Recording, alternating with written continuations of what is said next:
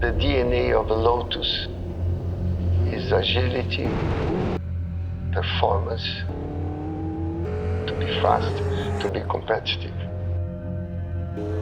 When you drive a Lotus, you have fun.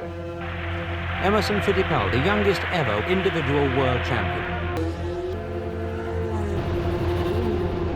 My Lotus 72 is one of the most iconic cars in the history of Formula 1. The most important car for my life.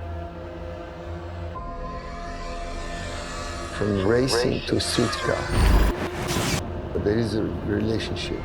Incredible power, technology, the aerodynamic, the design, the styling, being a full electrical car. The new Evija Fittipaldi is going to be iconic as the Lotus 72.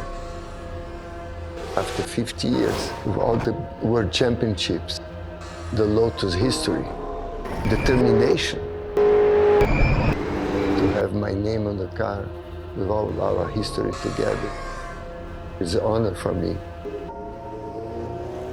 I'm Emerson Fittipaldi. My first drive in Formula 1 was with Team Lotus.